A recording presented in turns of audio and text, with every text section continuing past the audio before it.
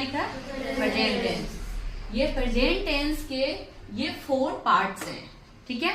ये क्या है? प्रेजेंट टेंस के हमारे प्रेजेंट टेंस के भी 4 पार्ट्स हैं, पास्ट के भी 4 हैं और फ्यूचर के भी 4 हैं। तो मोटा मोटी अगर मैं बात करूं, प्रेजेंट के 4 ये भी हमारे यूज होते हैं, पास्ट के 4 ये भी हमारे यूज मोस्टली होते हैं, और फ्यूचर के स्टार्टिंग में सिंपल फ्यूचर और फ्यूचर कॉन्टिन्यूअस, यानी कि मोटा मोटी मिला के 10 जो पार्ट्स हैं वो हमें यूज होते हैं स्पीकिंग में।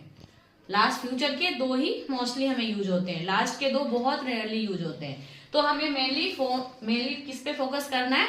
10 पार्ट्स पे। प्रेजेंट के 4, पास्ट के 4 और फ्यूचर के 2। 4 4 8 और ये 2 10 है, ठीक है। अब इसको बिल्कुल ध्यान से समझना। मोस्टली मैं बच्चे से पूछती हूँ, मैं पढ़ता हूँ, ट्रांसलेशन क्या होगा? Ma'am I am reading.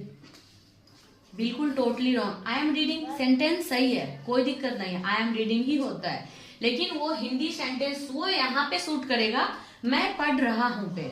अगर किसी ने पूछा मैं पढ़ता हूँ तो वहां पे हम आई एम रीडिंग नहीं कह सकते हैं, वहां पे हम कहेंगे आई रीड। यहाँ का फॉर्मूला हम यूज करेंगे जो हमारा रूल सिंपल प्रेजेंट का है।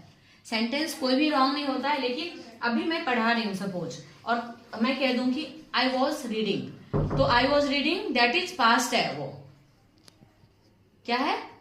वो पास्ट है। अगर मैं कहूं कि मैं पढ़ती हूँ या फिर मैं पढ़ा रही हूँ, पॉज, तो मैं पढ़ रहा हूँ, इसका ये नहीं मतलब मैं कह दूं मैं पढ़ता हूँ, आई एम रीडिंग बोल दूं। कोई पूछ रहा है मैं पढ़ रहा हूँ, उसको आई रीड बोल दूं।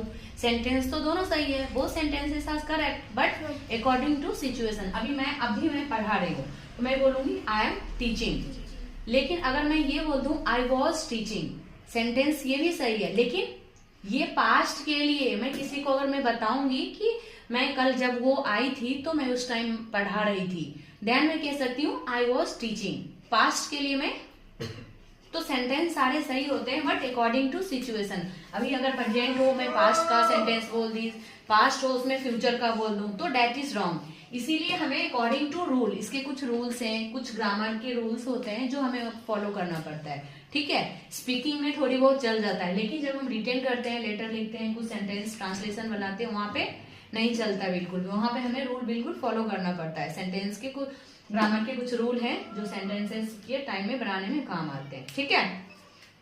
तो हम ये देखो, simple present, present continuous, present perfect and present perfect continuous. Simple